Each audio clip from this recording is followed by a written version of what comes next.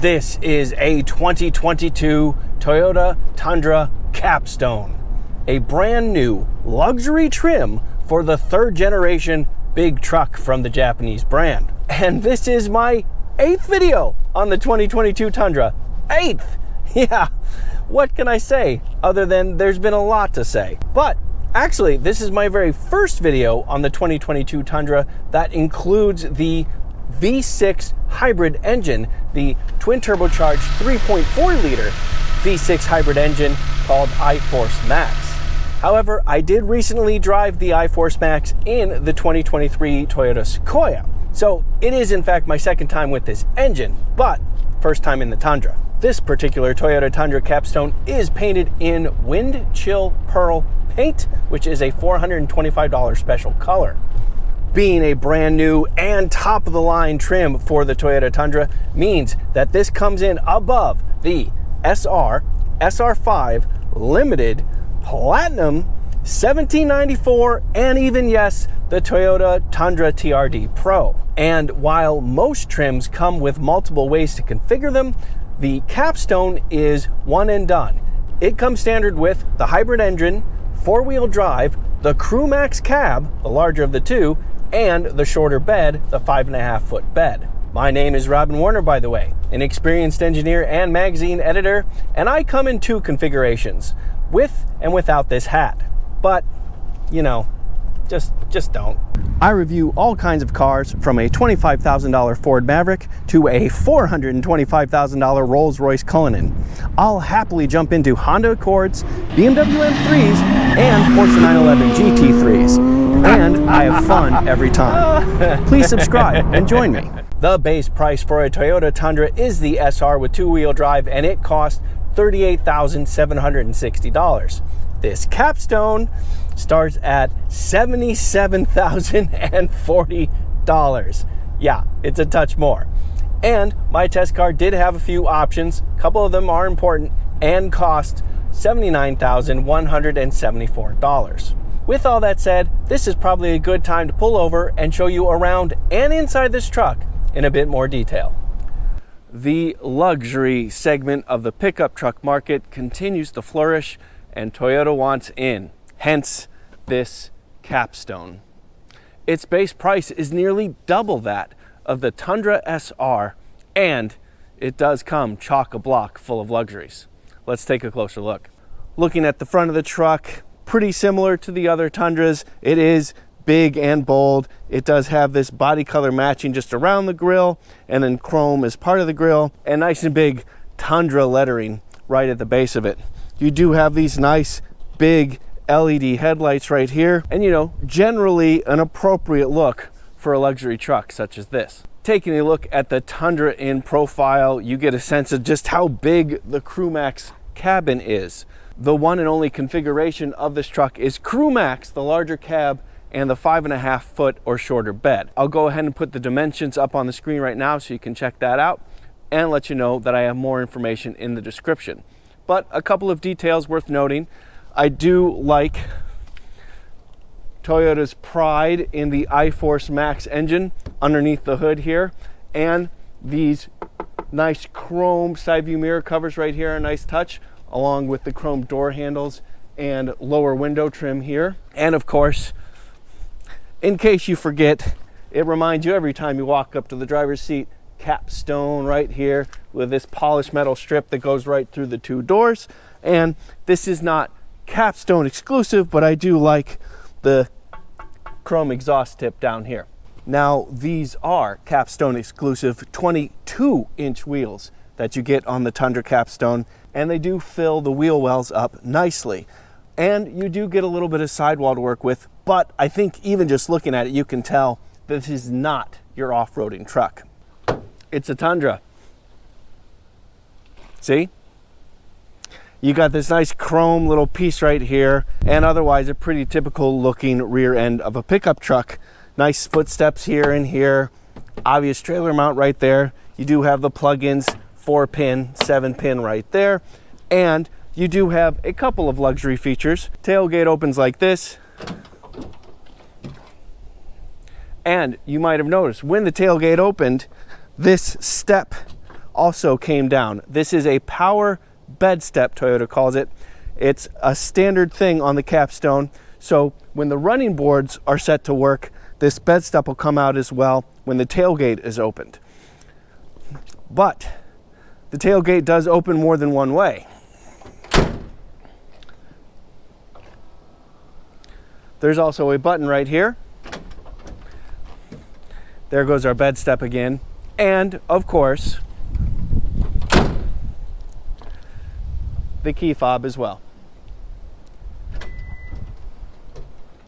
And since it's open, let's talk about this bed for just a moment. This is the short bed, or 5.5 foot bed that is offered.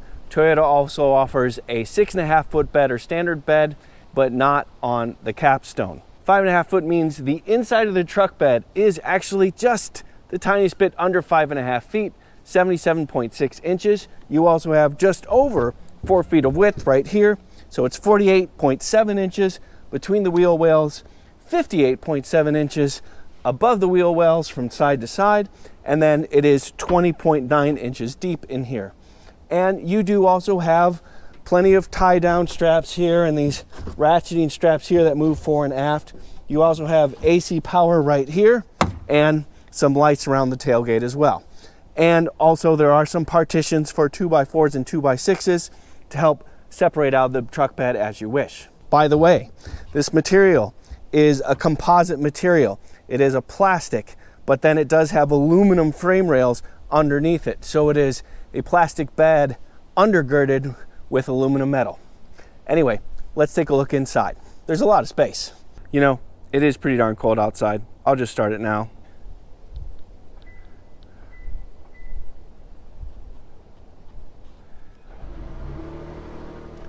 As I said, this is the CrewMax cab, so we have plenty of space back here. In addition to that, we have some storage here if you don't need to carry people.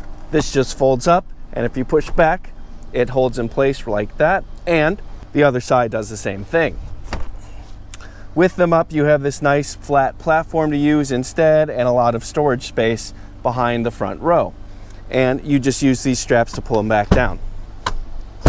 And as I mentioned, we also have these automatic running boards, and I do have them currently set to open and close automatically. And we also have plenty of space in here.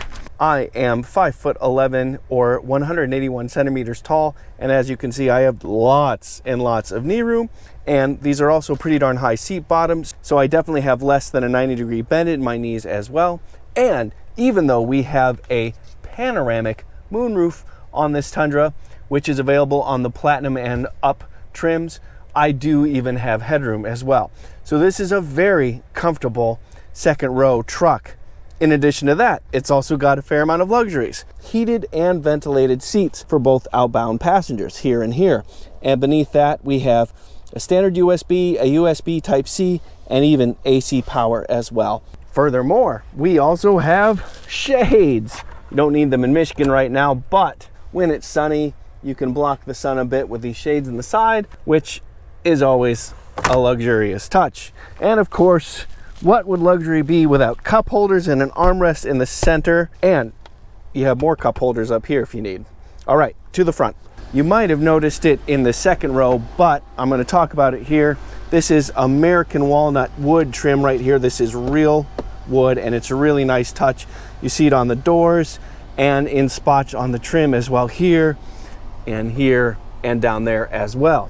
Also, these are semi-aniline leather seats. These are exclusive to the Capstone, this leather material. They are very soft and very comfortable. The seats are, of course, powered with lumbar adjustment as well. And just like the second row, they are also heated and ventilated. Looking at the door, you have the usual controls here, but you also have 2-position seat memory, and you do have automatic side view mirror folding. So right now they're set to always be open, but you can change it to automatic and always be closed. The steering wheel itself does have electrically adjusting tilt and telescope. It is right there. And to the left of the steering wheel are a lot of important controls. This is whether you want the running boards to always be out, automatically open with the doors, or turn them off. This one up here turns on and off your tailgate lights. Currently I have them off, but if I switch them on, I have another camera out there. You can see that all those light up for you. So it's nice to have that control as well. And they can also be set to be open whenever the door is. You can also turn on and off your automatic high beams right here, opening your gas cap, more typical controls here. But down here, optional AC power and heated steering wheel. In Michigan, in the winter, these are nice. Another thing that is exclusive to the Capstone, the front driver's side door and passenger door are made of acoustic glass. This glass helps keep out more noise when you're on the road, and definitely when you're on the interstate. That's a nice touch. You are looking at a fully digital 12.3-inch instrument cluster, and it has a lot of information on it, which I really appreciate. And above that is a 10-inch head-up display, and that makes it really easy to glance at speed and things like that. And next to that is a 14-inch audio multimedia display, and I did a full video just on this system because it is a very elaborate and powerful system. It has one nice feature called "Hey Toyota, what do you want to do?" Cancel. But you can ask the system through voice recognition to do a myriad of different things. But actually, I'm even happier that this connects wirelessly with Apple CarPlay and Android Auto. By the way, on the lower trim Tundras, that is an 8-inch screen. And beneath that are some other really interesting controls. This is connected to towing. This one right here specifically is part of your towing technology package. This is your ability to look at all the different cameras you have. So if I press that, I get this nice little animation. But if I put the car in drive and press it, I get these myriad of options of the different cameras I can look at. You can see I have several different cameras, different angles, and you can turn on and off different guides. And over here, this is your adjustment to the rear air springs. These actually have adjustable height, and I did a separate little video on those. Let me click to that real quick. Okay, because we have the rear air springs that are load leveling, they are also height adjustable. I currently have them in the low setting, and you can adjust them with this dial right here. You can also manually adjust them here, but we're just going to go to the two different levels. Right now I have it preset to low, and you can see that it says low right there. I'm going to lift it up to normal. So as the light flashes, it's raising up, and when the light becomes solid, then it's reached normal mode. There's normal. Now I'll go to high. And there's high. So there you go. 3 different load levels for the rear. And just beneath that is your Qi wireless smartphone charger. You do have an electric parking brake. It's right here. Pretty standard looking shifter right there. Here are your controls for the 4-wheel drive system, 2 high, 4 low. And next to that, drive modes. And I'll get to those in just a second. But first, I want to show you underneath here are a couple of cup holders. And here we have storage, and lots of storage. We also have a couple more USB ports down there, and we also have a 12-volt power supply up here. Looking up, here is a place for sunglasses and your controls for the panoramic moonroof. Yes, it does open, but we'll keep it closed since it's winter time. And this is the privacy panel right here. Also leaving that open to let in a lot of natural light. Okay, drive modes. Because we have the air springs in the back, that means we also have adjustable shock absorbers, and that means we have lots of drive modes. Not just normal, eco, and sport, but eco, comfort, normal, sport, sport plus, and custom. And to adjust custom, you go to here, you go to settings, vehicle customize, custom drive mode, and there you go. That's where the custom settings are right now. Anyway, I'm actually spend most of the time in normal drive mode because, well, it's a truck. And hey, speaking of, let's get back to the drive. All right, let's dig into this powertrain. Just what is iForce Max? It is the non-hybrid iForce V6, but with help from an electric system. That system consists of an electric motor sandwiched in between the crankcase of the engine and the bell housing of the transmission, and a nickel metal hydrate battery pack. Altogether, the electric motor and engine combine to make 437 horsepower and 583 pound-feet of torque. Yes, I love numbers like that. And that compares very well to what the engine can do on its own. The iForce makes 389 horsepower and 479 pound-feet of torque. Certainly not bad, but, you know, over 100 off when it comes to pound-feet. Even with 2 turbochargers bolted on, this engine does have a 10.4 to 1 compression ratio, and it uses both port and direct fuel injection. And finally, it does make its peak outputs on 87 octane fuel. The electric motor by itself makes up to 48 horsepower and 184 pound-feet of torque. And it does most of its work at low engine speeds. In fact, it's the primary source of propulsion when the truck is going between 0 and 18 miles an hour, according to Toyota. The battery pack is a 1.87 kilowatt hour nickel metal hydrate battery pack and largely stays completely out of the way. This is not a plug-in hybrid, so it does all of its work behind the scenes and is largely seamless when it does it. The 10-speed automatic transmission is your one and only option, but it is a perfectly good one. It shifts quickly, it gives you a very wide ratio range to work with, and if you want, you do have a sequential shifting mode. You can switch it over and choose the gears on your own. And as I mentioned earlier, this is 4-wheel drive, and that's 4-wheel drive, not all-wheel drive. You do have the transfer case, as I showed you, and when you're going from high to low gears, it is a 2.64 to 1 ratio change. And just like when I experienced it in the Toyota Sequoia, I do really like this powertrain. The fact that it's a parallel hybrid and does everything behind the scenes and does so very seamlessly is really nice. The added grunt you get at low engine speeds is definitely appreciated.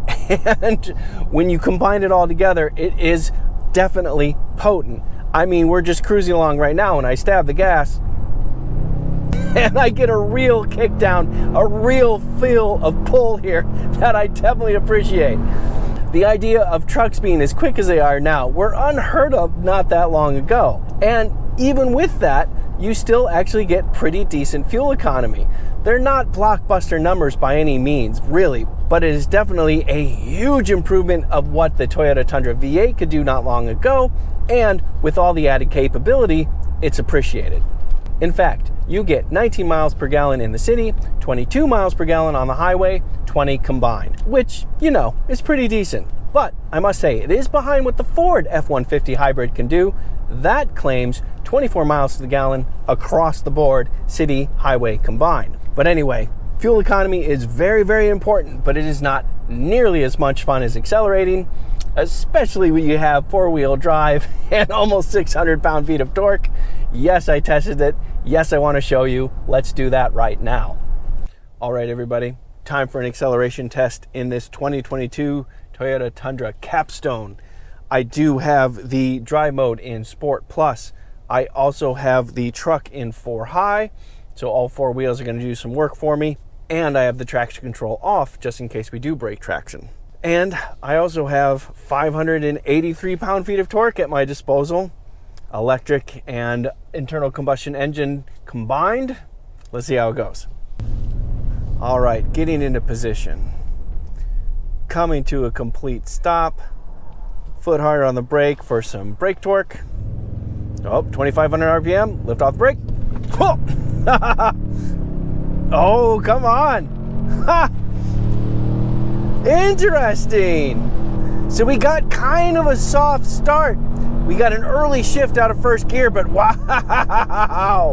wow, this truck hustles once you get moving. 583 pound-feet of torque, not to mention 437 horsepower with a 10-speed fast-shifting automatic transmission combined for a very potent acceleration run indeed. Wow, yeah, I'm impressed. So briefly, I'd actually like to show you how this truck accelerates when you don't use brake torque. I'm going to put it back in 4 high, back to Sport Plus, come to a complete stop, no brake torque. Yeah, and it actually accelerates a bit better. It's a bit cleaner that way. So something about brake torque threw the powertrain control module off, and that gave us that short 1 to 2 shift. Not exactly sure why, but yeah. Again, this is a very potent accelerating truck. But okay, you can't spend every moment full throttle as much as I'd like to. There are times where you just need to get from point A to point B. And when you're in those conditions, this is a good truck to do that. This is a very luxurious truck after all. Really nice leather seats, tons of different luxuries, heated seats, cooled seats, heated steering wheel, the huge screen, and on and on and on.